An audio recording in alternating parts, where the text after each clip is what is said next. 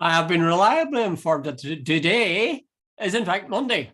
Is that It right, is. Pat? Have we got that Yes, right? and on the unoccupied part of this country, Jude, it's a bank holiday today. Oh yeah. So there's a bank holiday, but no time difference. No time difference. You No, cross the no. border like you don't go into I another. remember being in Australia one time, Jude, and we crossed, I think it's the Murray River. Yeah. And I looked at my watch and said, "Oh, it's 2:00." And your boy says, "I think," he said, "No, it's 2:30 here." So one side of the river it was 2:00, and the other side it was 2:30. Yeah. If you fly across the States, you change it 2 changes of time by an hour as you fly. So you arrive, you could almost arrive before you left. My brother, we flew to America in 30th of June, 1972. Yeah. And that was my brother's 20th birthday. Aye. And he reckoned he flew back into his own birthday because by the time he arrived, it was still the 30th of June. But do you ever see that movie, Space Odyssey 2001? Yeah. Do you know the end of it? I haven't seen. I've seen bits of it. Well, maybe it's not worth seeing now, but it was a way back. But there's a scene at the end of it where there's an image of a baby, and I remember people used to scratch their heads and what the hell had that to do with the rest of it? But somebody was saying to me it had to do with the fact that if you fly fast enough, time goes slower than if you're not flying. So if somebody went off to Mars, it could be gone for what to them would be, I don't know, a shortish time. They come back and they'd find maybe 10 years had passed. That's astonishing. I don't understand that, but I gather that. Well, I remember the story of the ancient Irish fairy tale, the Children of Lure. Yeah. I wonder, is that based on that whole concept? Maybe they understood that. When you go away into the future and then come back, you come back as an old man. What was the Children of Lure thing? I thought it was. That wasn't the one. If he stayed on the ground, he would stay young. Oh, if he got off the horse and hit the ground, he would become an old man. So I think that's the story anyway. They were ahead of their time. Okay, let's come down to earth then and start looking at the seamy side of life. No, not really, but the realistic side of life. And it does appear that Mrs. S. Sabina Higgins has created some controversy. Jude, I read the letter, and for the life of me, it's a whole big hoo-ha in the Dublin papers and in the media and amongst the chattering classes.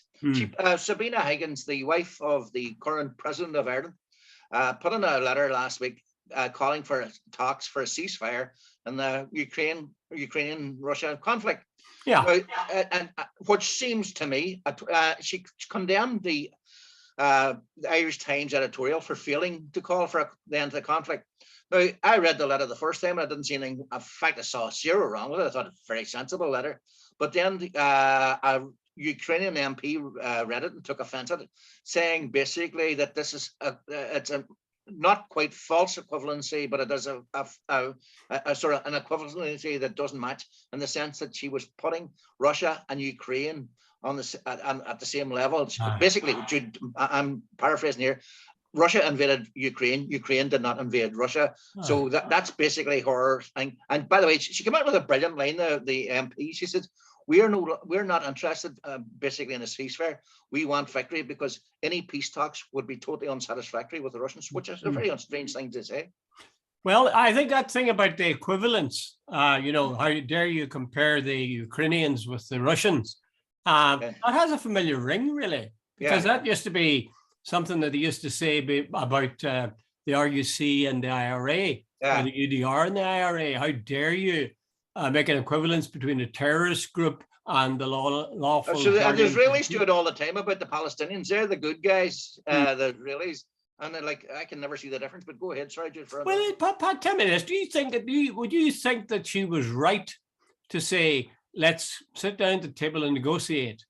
Yeah, Jude, or would that not be appeasing? I agreed with her totally. Okay, there might be an interpretation, but Jude, the substantive point that she was making stays firm. It doesn't change, that there should be ceasefire. War is not good. And she said this would be a long haul war unless efforts were made to sort of negotiate a settlement or a truce or an amnesty or whatever word you want to use. Not an amnesty, obviously, but anyway, she wanted a ceasefire. Jude, that strikes me as eminently sensible. Well, quite a few Southern politicians have come out against it. Yeah. A Fianna Fáil senator, a Fine Gael senator, and I think there's been a couple of TDs as well who have spoken out against her. Not to mention Ukrainian people living in the south. I think she's right. I don't know that she probably didn't say this, but oh yes, I know who it was. Claire Daly. Yeah. And Mick Wallace, I think. Yeah. They said they're TDs, independent TDs, I think. They said, this is a proxy war for between NATO, Russia and NATO. And NATO is feeding in armaments all the time. And that's what the war is about. It's NATO wants to impose its will in Russia, and Russia wants to, reject that. Does that seem a reasonable interpretation? Like the West is far from blameless in this conflict, and Russia is far from totally to blame in this conflict. But let's get this clear. Russia is the aggressor in this one. Russia has invaded Ukraine, a sovereign state. The people there voted in the last election overwhelmingly. They wanted to look west, and there's an election in 2004 which was rigged. Even the pro-Western guy was poisoned by the Russians. And then the Russians turned around and for 6 months said they were not going to invade Russia. They gave guarantees to various prime ministers and presidents and so on. The Russian ambassador actually went to the Dáil and told the Irish people that there were this absolute anti-Russian propaganda. And then the next thing they invaded Ukraine. So Jude, the Russians are to blame, but they have interests. So the other thing as well, Jude, just to finish the point, the Pope said sometime back that he thought you could almost claim the Russians were almost provoked into this. And there's a certain element of truth in that. Well, you could say, if you were in a back alley and a bunch of guys came up to you and you were the guy that threw the first punch, you wouldn't necessarily you would be the aggressor, but it wouldn't necessarily mean that it didn't make sense. I think it has an awful stench of early stages of Vietnam. Because the Americans in the early stages of Vietnam, they presented it as this horrible northern Vietnam that wants to invade southern Vietnam. And they were feeding in weapons and advisors and so on for a long time before I don't know if they ever actually declared war, but they certainly were a long time about it. And, in a way, that's what's happening with Russia and the Ukraine. They're feeding weaponry in there like nobody's business. Ukrainians are willing to keep fighting, and that's the way it was, certainly with the South Vietnamese in the early stages. But, it went on, there was so much blood spilled there, it was over a million.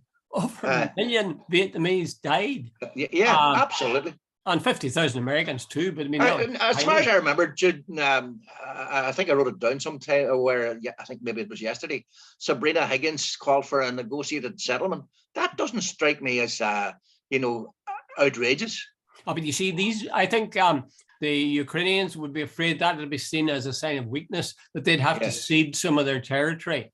They want to say, we're going to clear them right out. This woman said that they can't afford a ceasefire. She says we need a victory. So they're not going to get a victory, I don't think. I really don't. I wish they would stop telling us it's good Ukraine, bad Russia.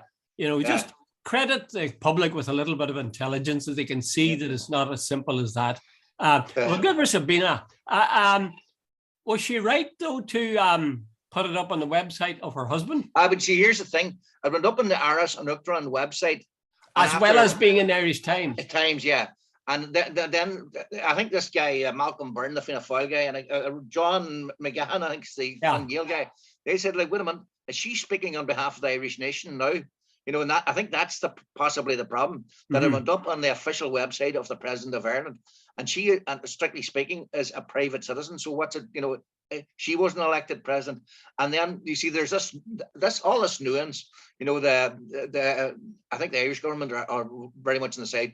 Russia is the aggressor here. It's as simple as that Russia or Ukraine is a sovereign state, voted to go democratically. They have been invaded. There's no sort of nuance there in the sense of, look, it's clear cut. Well, you see, she would seem to be, and by implication, Michael D would seem to be breaking ranks with this version of nasty Russia. All I can say is this, Pat, and we'll move on maybe. lucky old her that got her letter printed in the Irish Times. Damn you, something you haven't achieved. I've been writing to them for years. Yeah. Look at mine. Yeah, you must have a spike up to about here. I'll have to marry a president. That's only what you're going. Okay, from the sad tale of bloodshed in the Ukraine to the happy sight of triumph and the blood up in Wembley yesterday. I'll bet you were glued to the TV, Pat. Actually, it was Watching not. the Lionesses. I'm going to tell you the truth. I shouldn't really admit this, but I went out with my 3 sons last night to a pub in Letterkenny. We haven't been out for a while, and the sun was shining, and we went up and we sat out in the sun, and had the nicest night I've had in a very long time, sitting outside and a couple of craft beers, and it was as nice a way of spending a night. And then suddenly somebody got one of these what do you call them?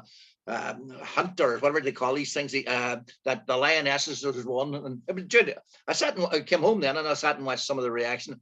Like, apparently 17.2 million people watched it, biggest audience in a very, very long time. And the reaction last night, you'd swear that they've discovered a cure for cancer or something, so on. But anyway, Jude, I got a wee message from a friend of mine last night, and I had a laugh. He says, Pat, I see all this here. And he says, no, it's nice for them to win. I'm not knocking it. But he says, the England under 15 schoolboys would beat them. So what's the big? So that might be sexist and all the rest of it. But do you think they would beat them? Probably would, actually. Well, was that fair then? No, is that not like Billie Jean King and what was your man's name? Bobby Riggs. Bobby Riggs playing tennis. I laugh at that. Bobby Riggs was he 55? And Billie Jean King was on her prime, and Bobby Riggs had a wee fat belly. If you look at him and so on, he was not a prime athlete. Like Jude, at 55, let me assure you, I wouldn't be able to run around a tennis court as very, very much compared to a young athlete. But anyway, go back to the Lionesses and tell us whether or not you think that they were the better team on the night. I can't really answer that because I didn't see it. But, I watched the whole thing. Well, pretty well the whole thing. And I'll tell you something. I know I'll not be popular for this, but I thought Germany was a better team. Yeah. I thought they were a more skillful team. But fair play to the English. They took their chances and they scored. The first goal that England scored, the young woman, or I think you're allowed to call them girls because I heard a lot of commentators saying girls. The girl who scored the first England goal, it was a peach. I saw that. I saw the goal. Yeah. A lob over the goalie, and that's a good. The German goalie is a good. It was very clever. Very clever goal. So it was brilliant. I was brilliant. I thought the second goal was by what was her name, Chloe Kelly. I thought it was very scrappy, but I mean, she got it stuck in the end, and that's all that mattered. Incidentally, did you notice that there was several Irish names? There was Kelly, and there was what else was there? There was a Daily. There's quite a few, but I was watching the Celtic match for a wee while yesterday afternoon, and you've just brought up this somebody, and I noticed this guy called Matthew Sean O'Reilly. I thought to myself, God, he's got to be Irish. You know what he is? He's English, and he plays for Denmark. Go figure. Well, they're talking up the women's game in England now to a terrific degree, and the commentators were even urging people to go to some of the games and support it and so on, and it was a breakthrough for it. I would agree with you. I mean, some of the moves were pretty good, but by and large, I thought it was a bit, kick the ball in the air a lot of the time, and maybe as we said the last day, I watched. There was one game. It was England versus Sweden. Jude, there was some very good football. Now it's okay. Some of it can be a wee bit erratic, but there was other. I've seen a couple of bits and pieces of various matches, and the standard has definitely come way up. And give it another 4 or 5 years, and I'd say the level of fitness is way up. I think you would have to give it a little bit longer. And the other thing, your point about the under 15s, don't forget. I mean, in my opinion, good football and good soccer playing should have and probably hasn't got anything much to do with bulk. No, it's got to do with skill. I mean, if you think of the great players, they don't tend to be big brutes of guys. They tend to be small and nimble and just wonderful players. So that as an argument against women being as good as men doesn't stand. So they do have, I think, quite a way to go. Nobody, of course, dared to say that. All the commentators, oh, wonderful, wonderful, wonderful. Yeah. There was wonderful moments, but an awful lot of it was, as you say, the under 15 men's team could have. Yeah, but I suppose the thing that we have to say is, right, 20 years ago, women's football was a non-entity, and nobody watched it, nobody played it, and all the rest. It has come on massively, and I suppose in the next 20 years, it'll come on even more. It's getting a bit of recognition. It's getting a bit of promotion. It's on TV. A bit of promotion. And a lot of girls are now out. Say again. A bit of promotion is getting. Yeah, it's everywhere and so on. Yeah. And but Jude, I'm working on the basis that like. Everything's did you expect a couple of years ago, we mentioned this on Friday, that Sligo Rovers would be able to beat a team from the Premier Division of the Scottish League? Jude, standards are improving everywhere, and I presume in 5 years' time, the level of women's football will have gone up another level, if you know what I mean. Well, I take one consolation from the Lionesses' triumph, and that is that whereas 1966 victory went on for the last 50 years, and they kept replaying it and replaying it and replaying it. They think it's all over. It is now. On and on. And they'll probably do the same thing with this. But the difference this time is I won't have to bear it. Hey, do you ever think that must be written on Kenneth Wolstenholme's gravestone? They think it's all over. It is now. I know. Your woman actually used that phrase at the end, you know. Did she? I know what her name is. She's a tall, blonde woman. I think she's connected to a footballer for Leeds or somewhere. But anyway, she said... Gabby Logan. Gabby Logan. She said, they think it's all over. It's only beginning, she says. So I thought it wasn't a bad exit line, you know. Anyway, it passed an afternoon, you know, but I was sorry that the Germans didn't win. But then that's my bias. I always was a bit of a fascist. Okay. Today, Pat, at this very moment, in fact, I think... David Trimble's been buried, and huge numbers of people are there from various parts. You know, I think Bertie Ahern's there. I don't know if Tony Blair's there. Letitia, as far as I know, is there. Boris Johnson's there, and so on. Jerry Adams is there. And would you? I'll spin this on you. What do you make of all this? Well, I think it's good that in death, you know, that people sort of contribute to honoring him, or at least showing respect for him by going to his funeral. I think that's kind of nice. And I think there should be more of it, you know, regardless of what party you were working for or were the leader of.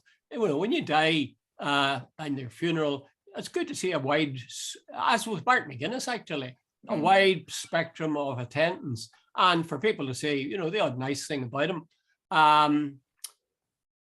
On the other hand, I'm not sure. There's a danger in honoring him, or at least respecting him, that, you know, some of the things that he did or didn't do would be washed away. Sort of, if you like, you know, the way they talk about sports washing. Yeah. Well, you know, this could be funeral washing in a way. Is that too harsh, maybe, or no? See, Jude, I think Trimble sort of united people on both communities in their confusion in regard to him.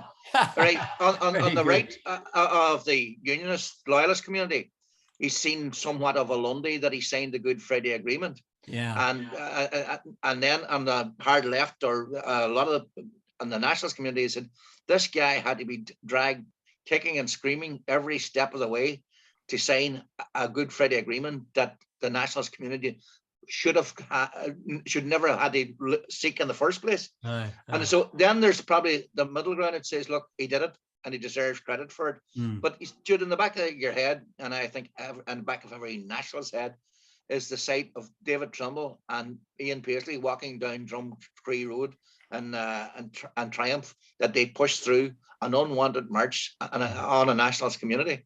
Now, that's the downside. But here, let me repeat. He signed the Good Friday Agreement.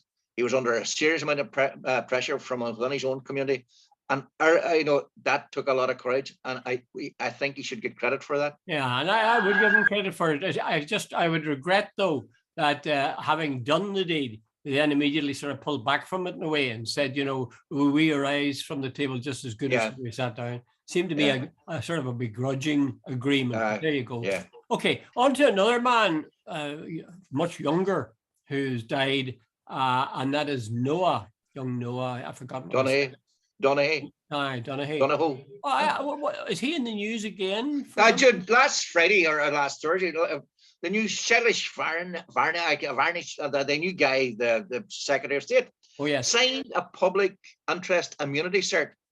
The only reason Colm Eastwood, Mark H. Durkin, the SDLP, said, why is the new Secretary of State nearly the first, his backside's hardly warm in the seat, and he's signing a public interest immunity cert for the cops in regard to the death of Noah Donaghy. Really? Why?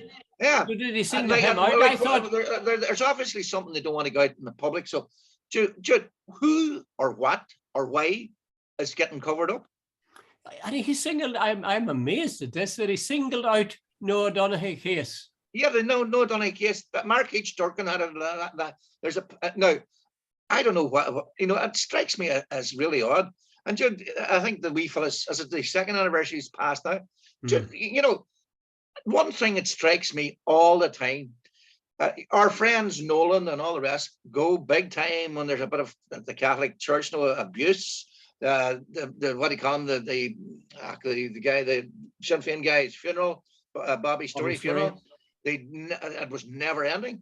Yet here's a wee guy found dead in a loyalist area, went missing, and body found in a storm drain, naked, and it's nobody seems to want to touch it. Now, Jude, I would like, speaking as a parent of now they've grown up, but I know I can empathize with this poor mother. I would like answers, for that, and why is the Secretary of State signed a public interest immunity cert? Why?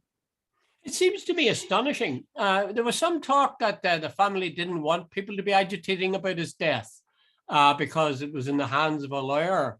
Now, I'm not sure who the lawyer was. I have one lawyer in mind that I think is involved with the case, but I'll not say who he is because I'm not certain. But it really is a monstrous case. Like, here's this kid, St. Malachy's grammar school boy, playing the guitar, living with his mother, single mother, real lovely looking young fella, lovely looking mother, and he goes off on his bike, and the next thing he's found in a drain, naked, storm drain, and he's 14 years of age. Oh my God, enough to make him grow up. I can't believe, did nobody ask this new Northern Minister, why are you singling out this case? Jude, I don't know. Mark Durkin brought it up, and I think yesterday Alex Keane made some reference to it as well. My God, it just seems breathtaking. I think there must be wheels within wheels, because it's so clear cut that he was killed in a loyalist area, and you assume that loyalism knew something about it. So why people aren't up on their high horse? I don't know. Maybe if somebody explained what the thing is, maybe there's a legitimate reason. Maybe some poor innocent fella's getting blamed for something he didn't do or something. I don't know, but I would like to know why. Aye, it does look very fishy, very fishy. And around here, there are posters up of Noah. Time of the election, they have posters up with various politicians. Well, there was posters up in the same size and so on, with Noah on the top and a photograph of him smiling, and they're still there. They're still around. On different places in the area outside Belfast, North Belfast, where he was from. You'll see quite a few of them. So people haven't forgotten. It's sort of sickening from 2 points of view. Sickening what happened, and sickening that there's been no real drive for justice, or the other way around. Actually, here's the new Secretary of State making sure that there isn't going to be justice. Terrible. Okay, let's move on to the Republican Party, and I don't speak of the party led by Gerry Adams. Michelle O'Neill. Mailey McDonald. That was a mistake. I mean the real Republican Party with a capital R, which is the Republican Party to which President Trump, because you have to keep calling him president. President Trump belongs. and hopes to Yeah. lead it once again. Tell me what your thing is about. Jude, there was a guy, I can't remember his name now. I think I sent you a wee message about him. He's a Harvard political scientist. Yeah. And he says, obviously, you know, the scientists, they watch the trends and see what's up. And he says, one thing, he says that is, and he says, he finds it absolutely frightening. He says that the Republicans have found that their fascism, far from getting causing them difficulties, is actually playing well. All those involved on the January 6th riots last year, those who encouraged them, those who refused to condemn it, in fact condoned it, are not paying any political price. And he's saying that it's almost enabling them. And he says the implications for American democracy are frightening, because Jude, there's Looney Tunes galore, and there's Marjorie Taylor Greene in the Republican Party. I should point out, there's a guy called Matt Gaetz. They come up with these ridiculous conspiracy theories. They follow this QAnon stuff, and they think there's a deep state, and that some of the big guys on Fox News saying that the Republican Party are inviting in one of the reasons the Democrats refuse to go tough on immigration is they're bringing in people from the outside to outbreed the whites and take over. It's unbelievable stuff, but it's playing well in Alabama and Colorado and Kentucky. Yeah, there is quite. They do say, like, you're talking 45% of the population think that Trump was right when they said that the election was stolen from him. However, there's one thing I'd like to say is this: that we have a tendency to focus on pre-Trump and post-Trump, and that Trump really dragged things down to the gutter, really. I'm not sure that's a case, because I was thinking back, what about the predecessors of Trump? And leave aside Obama, which showed a bad side of America, actually, because once he's elected, there was a lot of people who said, we really hate the party that elected this black man. But think about, for example, if I say hanging Chads, do you remember what that was? That was down in Florida, where George W. Bush got elected, and his brother's home state by judges his brothers had appointed. That's right. Yeah, which was the strangest. But hey, what do you call him? The guy. What do you call him? The guy did all the stuff about the environment. He was the Al Gore. Dude, Al Gore had a real case to claim that election was stolen. It was nearly, in fact, it probably was stolen in his case. Trump lost this one by 7 million votes. He lost in the collegial vote as well. He lost the first election. He lost the popular vote by over 1 million. He had absolutely no legal ground. He took about 50 cases in various states and didn't win one of them. In fact, they were laughed out of court on a couple of them. The judge says all they had was conspiracy theories, but when asked for evidence, zero evidence was produced. So Jude, but here he was literally within maybe a couple of hours of taking over a second term that he didn't deserve. Well, I don't know about that. I see these guys who read it. But Jude, if he had got the electors that he was going to put in fake electors, if Mike Pence had play ball and so on. Mike Pence had I have a book there. It's called Peril. It's written by one of the Washington Post guys, and he says if Mike Pence had agreed to that, America would be in turmoil. It's an unsavory period, and you do feel that America is divided down the middle. But as I say, there was a lot of murky stuff went on before that. As we say, George W. Bush got in because of the famous hanging Chads over Al Gore. And there are many who would still say that Al Gore, in fact, had, as you pointed out, maybe was the actual winner.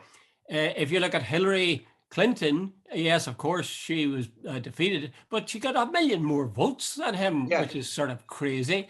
You have Bush leading America into a war which nobody wanted. No, I mean, certainly nobody in the UK or in Ireland wanted it, and there was an awful lot of people in America didn't want it, but they pushed on in, even though they knew that the pretext they were using was a lie.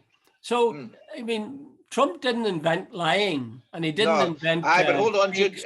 I think you nearly said it yourself. Karl Rove, he was. They called him Bush's brain. Yeah, and he found out or worked out that if you appeal to the white voter, scare them. These black guys are taking over. And that was what Bush actually did. All his policies were to the right, keep these black guys out, keep the immigrants out, and whatever, and he hang them and flog them and all this sort of stuff. Yeah. And he got himself elected. Yeah. And they discovered, right, they weren't interested in one nation. They weren't even, they just appealed to the right of center voter, which is usually white, middle class, and middle of the road type people. Anyway. So, right, Trump took it to a whole new level. Like, the first 2 weeks or something, he signed 21 executive orders. He referred to African countries as shitholes, said Mexicans were rapists and murderers, introduced all sorts, put kids in cages and stuff like that. And by the way, played brilliantly to his base. Well, Pat, I agree with all that you're saying. And he did do, scummy kind of things. But if you consider who killed most people, George Bush killed a hell of a lot more people with the Iraq invasion than Trump ever did. Trump made the most outrageous statements. He went and shook hands and danced around with the North Korean leader, all sorts of things. And he, as you say, he referred to African countries as shithole. No respect, total liar. But if you do the body count for Bush, the body count for Trump, there's no doubt that Bush has far, far more deaths in his hands. Yeah, than Trump ever had. Jude, I'm not sure how that's an equivalency that makes much of it. Like, Trump was going to just take everybody down to a scumbag level, and the price the society and culture and whatever else you want to call it would pay. Dude, he was basically like one of the guys, a contractor, said that he remembered Trump from way back. He said he was asked to do work on Trump's boat, and there was a black guy with him.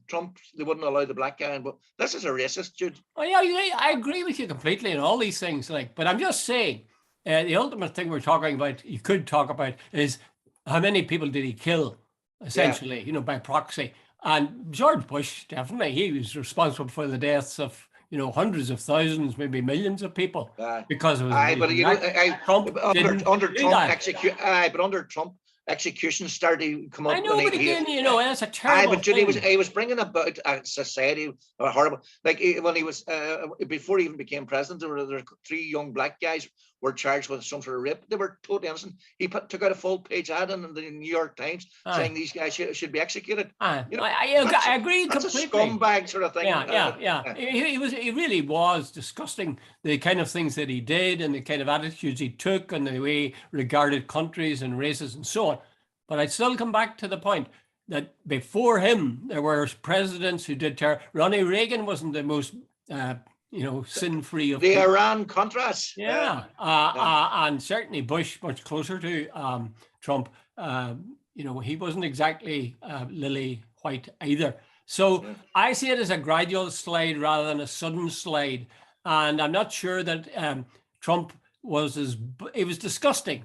It was a low life, really, when you think about it. But on the other hand, you could say that somebody like Tony Blair, who's the essence of kind of respectability, is a far more guilty of vile crimes against humanity than Trump.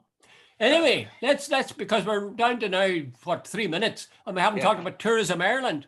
This is a bit of a hobby horse of yours. You're coming back to this again and again. They'll tell me why. There was what do you call the big one of the big tourism organizations? What do you call it? Jude, international Lonely Planet. Oh, Lonely Planet, yeah. Lonely Planet. They issued a report at the weekend saying that Ireland is now possibly the most expensive city in Europe to visit. Okay. There are complaints about hotel prices, about price gouging for car hire. The government or the tourism body says it hasn't caught on big time yet, but they're deeply concerned that if this, this catches fire like a bushfire and goes around the world, that our tourism industry could be in serious deficit. Dude, right now there's very little room at the inn for anybody because we have a lot of people from Ukraine. There's a couple of even hostels around here and hotels around here housing Ukrainians. Now, a lot of those people, if the war ended, now how long is a piece of string in that case? But if the war ended, most of them don't want to stay here. They want to go back to their own. But see, next year, say the war is over, And we've got this reputation. Oh, don't go to Ireland. You'll be paying 500-600 quid a day to hire a car. Dude, that's not going to do us much good. I saw where Bruce Springsteen is scheduled to do a concert somewhere in the south. Yeah. And do you know how much a ticket will cost you? No. Over 5,000 euros. Dude, that's ridiculous. Absolutely. It all fits into the kind of gouging that you're talking about. Yeah. I would have thought there's a solution to this. Surely a government could put a cap on how much can be charged for people, for a 4-star hotel, 5-star hotel, 3-star hotel. Dude, and this is not batting for Sinn Féin. One of the reasons a lot of people are voting Sinn Féin is the working class, the people below can't simply, the cost of living is getting, Jude, if you're a nice pension and a nice job and well paid, great. If you're at the lower end of the scale, this absolute ongoing rip-off. You go into a restaurant and what was 10 euros last year is now 25. You get a drum of gas that was 25 euros is now 35 or whatever. Shouldn't the people who do this, shouldn't they know what's good for them? Because they're cutting their own throats slowly. Well, that's exactly the point. The tourism bodies said they're concerned that we're actually cutting exactly. You think these shrewd people would know that? I mean, this is their livelihood. Do you think they'd have figured that out for themselves? If they're that stupid, I say the government should act like as fast as possible. There should be some rules, guidelines put in place. Okay, well, all the best, Jude. The Northern Ireland minister can make rules about investigating Noah. Surely it's not beyond the wit of the Dáil and the Taoiseach and the Taoiseach to put a cap on the kind of prices. Exactly. Okay, I think we've solved that one. Okay, Pat. All the best, Jude. Wonderful week. And we will talk on. Okay. See you Friday. Right. All the best. Thank you.